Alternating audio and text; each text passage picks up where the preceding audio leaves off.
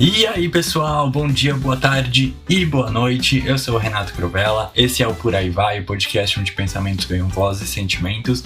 E hoje eu prometi que a gente ia fazer um episódio sobre como planejar sua viagem e tal, porém tiveram duas notícias muito importantes que eu acho que a gente devia discutir aqui. Então vou deixar esse episódio da viagem, que é um tema mais frio, para a próxima semana. E aí nesse episódio a gente conversa sobre esses temas, pode ser?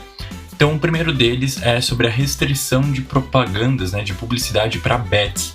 Gente, vocês sabem que eu sou inteiramente contra bets, para mim devia fechar esse quiosque, mas já que não fecha, vamos falar aí dessa pequena vitória que a gente teve em relação à restrição da publicidade, dessas casas de aposta, vulgo maldição que a gente tá tendo que lidar na nossa era.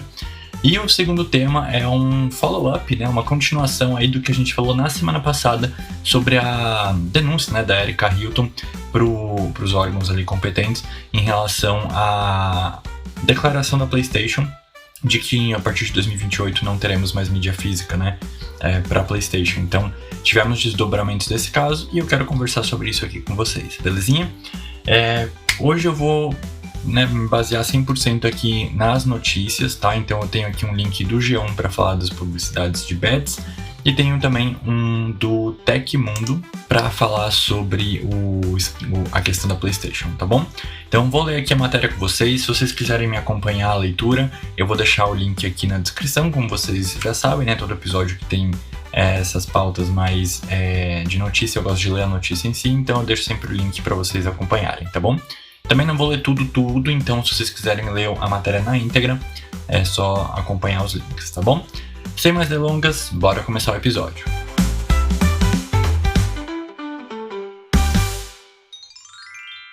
Publicidade de bets terá alerta como de cigarro e bebida. Gente, como o título aí desse capítulo sugere, a gente vai falar aí sobre a restrição que o governo publicou nessa sexta-feira, dia 10 de julho, a respeito das propagandas de bet, tá? Então vou começar a ler aqui a matéria e a gente vai conversando a respeito durante o percurso, tá bom? O ministro da Fazenda, Dário Durigan, afirmou nesta quinta-feira, dia 9, que novas regras para a publicidade de apostas online, as chamadas bets, serão publicadas nesta sexta, dia 10. No fim de junho, o governo já havia informado que promoveria mudanças nas regras para propagandas de bets. Eita, que minha dicção hoje tá horrível. Nesta quinta, Dário Durigan afirmou que uma das portarias que será publicada nesta sexta vai estabelecer que toda publicidade de bets será acompanhada de uma advertência em nome do Ministério da Fazenda, semelhante com o que acontece com propagandas de cigarro e bebidas alcoólicas. As publicidades serão acompanhadas de advertências do Ministério da Fazenda, como: apostar faz você perder dinheiro, apostar pode causar dependência, e apostar não é investimento. É sério que tem gente que ainda acredita que aposta é investimento, gente, pelo amor de Deus.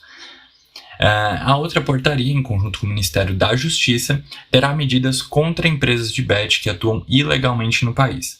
Dário Durigan reforçou que veículos de comunicação estão proibidos de veicular empresas não autorizadas a operar no mercado. Devia proibir tudo, gente, pelo amor de Deus. Eu acho um absurdo regularizar essas porcarias, mas enfim. Aqui tem uma aspas, tá? A gente faz restrições à publicidade de bets no país. Eu não preciso dizer porque é chover no molhado. A nossa tolerância é zero com ilegais. Então, bet ilegal em nenhuma medida está autorizada. E nem os publicitários, os veículos de comunicação estão autorizados a veicular qualquer publicidade envolvendo empresa não autorizada a operar no mercado. Fecha aspas, afirmou o ministro da Fazenda. É dizer o óbvio, pelo amor de Deus. Era só o que faltava também eles abrirem as pernas porque é irregular, Pelo menos isso eles estão fazendo, mas enfim. Com as portarias, informou Durigan, empresas ficam proibidas de criar senso de urgência, apresentar apostas como investimento ou solução financeira, mostrar ganhos ou histórico de premiações como incentivo e induzir o consumidor a erro. É isso, gente? Não é investimento, não é uma coisa que vai te trazer um retorno. Então, enfim, acho importante destacar isso porque tem gente que acredita, e tem influenciador que divulga dessa forma, inclusive. Mas a gente vai chegar nessa pauta dos influenciadores já. Vamos lá. Vedações a comentaristas. Isso eu achei muito importante. Atenção, gente. O ministro da Fazenda afirmou que as novas regras também vão proibir comentaristas e especialistas de fazer declarações que induzam a erro o potencial apostador. Abre aspas. não é lícito misturar um comentário de alguém que é especialista, comentarista, especializado em um determinado jogo, determinado assunto. Ele dizendo que a melhor aposta é uma ou que o caminho a ser adotado é aquele, portanto induzindo o consumidor a adotar uma certa prática com um verniz de respaldo técnico. Então, isso não deve ser feito. Fecha aspas, disse Dário Durigan. É isso, né, gente? Se a gente tem ali um profissional que é respeitado, um profissional que tem, como é que eu posso dizer, um aval técnico, né, um aval histórico, e faz esse tipo de divulgação, as chances dele influenciar as pessoas a irem apostar e cometerem esse erro é muito grande. Então, que bom que eles estão de olho nisso e agora aparentemente vai ser proibido, né? O ministro da Fazenda também afirmou que comentaristas, especialistas e narradores não poderão usar sua autoridade para estimular apostas. Aleluia. Abre aspas. Nada de exibir ganhos como isca, nada de vender aposta como ganho de dinheiro fácil, de investimento ou solução financeira para as famílias. Fecha aspas, completou o ministro da Fazenda. Nossa, gente, sério, agora uma aspas minha aqui. Como que alguém em sã consciência consegue vender bet como se fosse uma solução financeira para as famílias, tendo tantos dados mostrando que bet está acabando com as famílias, está endividando o povo brasileiro? Então, assim, tem que ser de muito mau caráter para influenciar as pessoas a apostarem, a entrarem nessa onda, sabe? Enfim, eu tenho ranço, eu tenho nojo de quem divulga essas porcaria. Mas, enfim, né, reconheço também que é uma praga que tá na TV pública, tá na internet, tá nos jogos, isso não só no Brasil, mas também no mundo. Então, assim, é triste, é lamentável quem entra nessa. E eu acho que dinheiro nenhum deveria justificar esse tipo de decisão, né? Mas vamos continuar com a matéria aqui que já tá acabando. Penalidades, né? Já que a gente tá falando de proibir, a gente tem que ter as penalidades para isso, senão vai continuar todo mundo fazendo o que quer. Mas vamos ver se as penalidades vão ser suficientes. Segundo Durigan, em caso de descumprimento das regras, as penalidades previstas são multas que podem chegar a 20% do faturamento da empresa que opera a bet, e também a suspensão por 180 dias. Em caso de reincidência grave, pode haver a cassação da autorização para atuação no mercado de apostas online. O secretário nacional do consumidor, Ricardo Morishita, acho que é assim que fala o nome dele, disse que pode ser aplicado o teto da multa, cerca de 14 milhões, a quem veicular publicidade irregular de bet. O governo também informou que a empresa vai ser punida caso o influenciador contratado faça uma publicidade irregular, infringindo as novas regras, e o conteúdo também pode ser derrubado. Também pode ser derrubado não, né, gente? Deve ser derrubado, pelo amor de Deus. Que tem a se avaliar aí, né? Se a pessoa fez publicidade irregular, induziu as pessoas ao erro, tem que derrubar o conteúdo mesmo. Acho que só multinha para esse povo que tá, né, enfiado na grana aí, eu acho que não vai impactar muito não. Inclusive, achar que 14 milhões é um grande impacto para a Bet, será? Que a gente vê que eles fazem investimentos, assim, muito altos, né, para publicidade. Sem contar os ganhos, né? Já saíram vários dados aí que falam que os lucros das casas de aposta estão na casa dos bilhões. Então, 14 milhões para mim, aparentemente, é troco de pão para essas casas aí. Mas enfim, mais de 50 mil sites de apostas derrubados. Durante entrevista a jornalistas, Dário Durigan informou que 56 mil sites de apostas já foram derrubados pelo governo e quase 1.000 perfis de influenciadores também. Ele informou que o governo já exigiu a autoexclusão de quase 1 milhão de apostadores, por estarem em desacordo com as vedações previstas em lei. Aqui, gente, ficou meio nebuloso para mim o que isso quer dizer, mas tem uma aspas que ajude a que talvez a gente a entender melhor isso. Houve uma vedação de que beneficiários de programas do governo estão proibidos de acessar, e também das pessoas que aderem ao Desenrola, que é o programa de renegociação de dívidas lançado pela gestão Lula, explicou Durigan.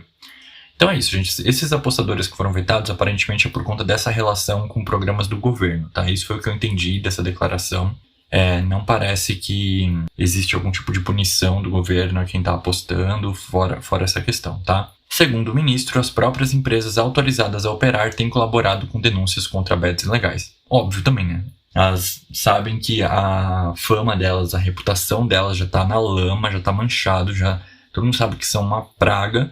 Ainda vem as ilegais para manchar mais ainda. Então é óbvio que as que conseguiram regularização, que não são poucas, estão aí preocupadas em tentar manter o mínimo da reputação delas livre, né? Até porque a gente sabe que se vem muitas ilegais, que geram muitos problemas, geram muitas discussões, a chance disso ser proibido de novo é muito grande. Então, é óbvio que elas querem dar uma limpada na barra aí para poderem, né, se manter aí operando com lucros bilionários. Então, assim, gente, essa é a notícia, tá? Tem aqui uma linha do tempo para, se você quiser saber mais sobre a linha do tempo sobre a autorização para bets no Brasil, né? Como que isso se desenrolou desde 2018.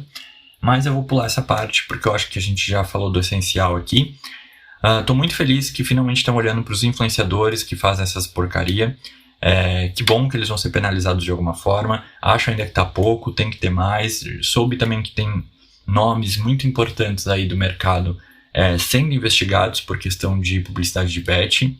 Não sei ainda exatamente como que tá, eu não fui muito atrás ainda disso, porque essa notícia caiu no meu colo agora, né, meio quentinha. Então eu peguei o link assim, que parece que mais sumarizou tudo isso pra gente. Mas eu vou me informar melhor e aí quem sabe também no próximo episódio eu não trago pelo menos uma menção, né, ao desenrolar dessa declaração aí do governo. Por enquanto é isso, mas vamos pro próximo assunto, que é sobre o direito do consumidor ainda. Procon fala sobre fim da mídia física no PlayStation. Gente, agora, ainda na pauta, né, de direitos do consumidor e tal, eu vou falar sobre a resposta do Procon de São Paulo a respeito da denúncia, né, que a Erika Hilton fez ali em relação à declaração da própria PlayStation em relação a não ter mais mídia física, né, a partir de 2028. Então essa é uma matéria do Tecmundo e o título diz o seguinte: Procon São Paulo fala sobre fim da mídia física no PlayStation. Código de Defesa do Consumidor deve ser respeitado. Em nota enviada ao Voxel, Procon de São Paulo diz que mudanças na Sony, por si só, não é irregular, mas a empresa precisa garantir que o Código de Defesa do Consumidor não será violado. Como será que isso será feito? Bom, vamos ver se a matéria responde essa pergunta pra gente. A decisão da Sony de encerrar a produção de novos jogos em mídia física para a PlayStation a partir de janeiro de 2028 segue repercutindo no Brasil. Aqui vou abrir uma aspas minha, tá, gente? Eu comentei mais a fundo sobre isso no último episódio aqui do podcast, então se você não ouviu, pode terminar esse episódio e depois volta lá para você se inteirar melhor, tá? Mas só explicando, assim, para te dar um mínimo de contexto, o PlayStation, né, com vários videogames, tem a possibilidade de uma mídia física, ou seja, de um CD que você pode comprar e aí o CD é seu, né? Só que o que tem se discutido muito ultimamente é essa questão do seu direito ao jogo a partir do momento que você compra uma mídia física ou uma mídia digital, né? Por quê? Porque a mídia física é sua, então você pode comprar, você pode revender, você pode colecionar, você pode emprestar, você pode doar, né? Você comprou o CD, tecnicamente aquele jogo é seu e você faz com ele o que você quiser. Já com as mídias digitais, o que a gente compra é uma licença de uso do jogo, então aquele jogo não é seu. E as licenças são intransferíveis, né? Então você não pode doar, emprestar ou revender aquela licença. E aí entra várias questões de monopólio, de quebra de direito do consumidor, enfim, que eu não vou entrar nessa seara agora, mas se você quiser saber mais, é só voltar no último episódio que eu soltei aqui do podcast, tá bom? Agora eu vou voltar aqui para a matéria. Depois de uma representação protocolada na Secretaria Nacional do Consumidor, o Senacom, pela deputada federal Erika Hilton, agora foi a vez do Procon de São Paulo comentar oficialmente o caso. Em resposta ao Voxel, o órgão paulista afirmou que mudanças na forma de comercialização de produtos não são por si só uma irregularidade.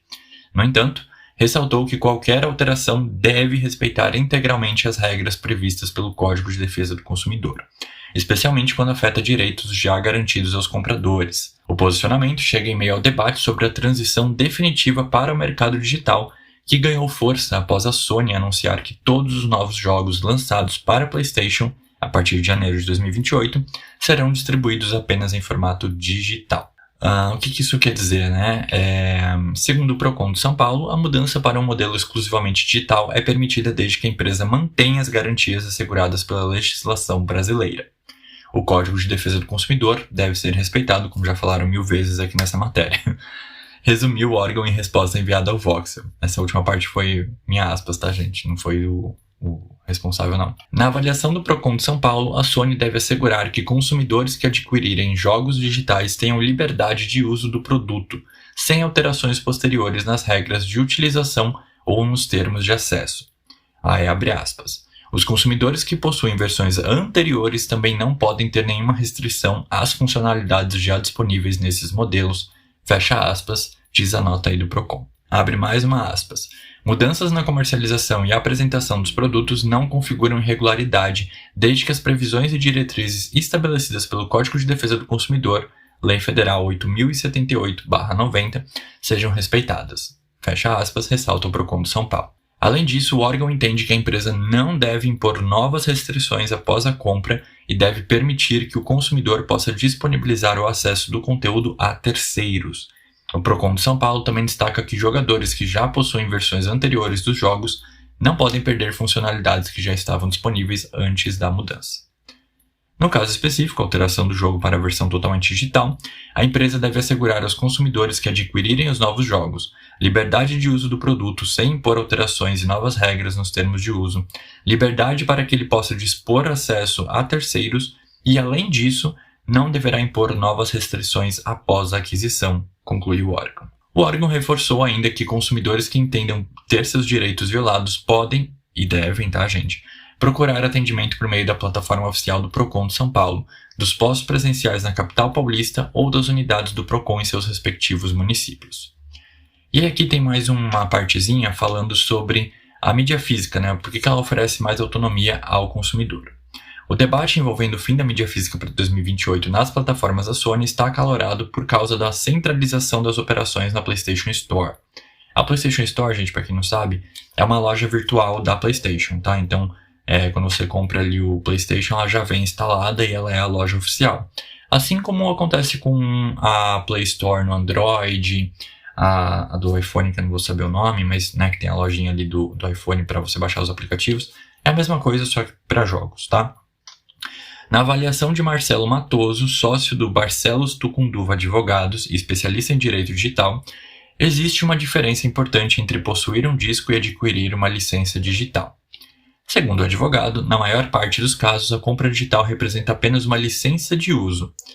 Aí ele diz aqui, o consumidor normalmente adquire uma licença de uso e não a propriedade plena da obra digital, fecha aspas. Acho problemático isso, mas enfim. Isso significa que o acesso ao jogo permanece condicionado aos termos de uso da plataforma e às condições estabelecidas pela empresa responsável pelo serviço. Apesar de o mercado atual já contar com diversas travas que praticamente tornam discos invalidadores, o fim dos discos também acaba com algumas formas de repasse do game pelo consumidor. Enquanto a mídia física normalmente permite revender ou emprestar o título, a versão digital costuma permanecer vinculada à conta do usuário e depende da existência da plataforma e de seus servidores. Para o especialista, esse cenário deve impulsionar discussões sobre a evolução da legislação brasileira, embora o Código de Defesa do Consumidor ofereça proteção em temas como transparência, informação e combate a práticas abusivas. Ele observa que questões relacionadas à preservação de bibliotecas digitais, encerramento de serviços e transferência de ativos digitais ainda carecem de regras mais específicas. Então bora regular isso aí, gente? Bora criar essas leis aí, essas regras, porque o mundo digital chegou e chegou com tudo, A gente tá falando já de uma coisa assim que tá sendo hiper acelerada por IA, mas enfim, tem outras N questões, Tem a própria demanda dos consumidores que tá comprando mais o digital do que o físico. Então, assim, tá na hora de ter regras para isso, Justamente para evitar abusos e evitar esse tipo de negócio mesmo, Que eu acho complicado, cara. Você paga assim 600 pau no direito de usar o jogo e não no jogo em si, você não tem o jogo, você paga 600 pau, aí daqui a um ano dá um problema de licença com, trilha sonora, você perde esse dinheiro, porque ele, a produtora ali, ou a PlayStation, enfim, tira da loja e você fica sem poder jogar o jogo, você paga uma nota. Enfim, complicadíssimo. Que bom que estão começando a discutir mais isso, que estão começando a trazer mais esse debate. E acho que assim como começou esse lance das bets, começou um kikiki, e aí foi evoluindo, virou denúncia, e agora tem um posicionamento oficial do governo, acredito que com essas licenças de jogos vai ser a mesma coisa, tá? Por fim, eu quero encerrar aqui com o final da matéria que fala sobre o debate sobre o futuro dos jogos digitais. A Sony anunciou no início de julho que deixará de fabricar mídias físicas para todos os novos jogos lançados no PlayStation, e segundo a empresa, a decisão acompanha uma tendência de mercado impulsionada pelo crescimento das vendas digitais, que atualmente representam a maior parte das compras de jogos na plataforma. Apesar da justificativa da companhia, a mudança vem provocando discussões sobre propriedade digital, preservação de jogos e direitos dos consumidores. Até o momento, no entanto, a companhia não deu indícios de que voltará atrás na decisão. Também acho difícil voltar atrás, tá, gente? Acho que eles vão dar um jeito aí de contornar essa polêmica, mas voltar atrás não acho que vai ser o caso. Mas e vocês, hein, gente? O que vocês acham desse assunto? O que vocês acham da questão da limitação das bets? Comenta aí o que vocês acham enquanto eu dou aqui a minha indicação pra vocês no momento Vai Com Tudo. Vai Com Tudo ouvir Confessions 2. Gente, eu tô viciado em Confessions 2 da Madonna, não paro de ouvir. Só tive que parar agora pra poder gravar o podcast, porque senão eu estaria ouvindo ainda, tá? A Madonna lançou esse novo álbum essa semana. Confessions 2 é o 15º álbum de estúdio da cantora e compositora estadunidense Madonna, que foi lançado agora no dia 3 de julho de 2026 através da Warner Records. Já tá disponível aí nas plataformas de áudio, tá? Então, se você estiver ouvindo aí o podcast pelo Spotify ou pelo Amazon Music, enfim, com certeza você vai poder ouvir já o álbum assim que acabar o episódio, se você, voltar ali pra ouvir o episódio anterior. Então, aproveitem, tá super dançante, tá uma coisa assim, bem vibes, sabe?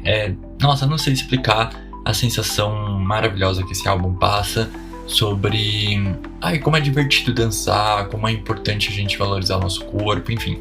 Tem várias mensagens bem bacanas aí nesse álbum e vale a pena você ouvir e dar uma chance pra Madonna, presta atenção na letra das músicas que, tem uma mensagem ali a ser passada bem bacana. Então fica aqui a minha indicação, assim que acabar o episódio eu vou voltar a ouvir. E por falar em álbuns, também tem o álbum Adam, do Adam Lambert, que saiu agora. Então fica aqui essas duas indicações pra vocês que querem dançar bastante nesse final de semana. Combinado? É isso, gente. Muito obrigado por ouvir o episódio até aqui. Espero que vocês tenham gostado. Comenta o que vocês acharam da indicação, do Momento Vai Com Tudo. Uma indicação dupla.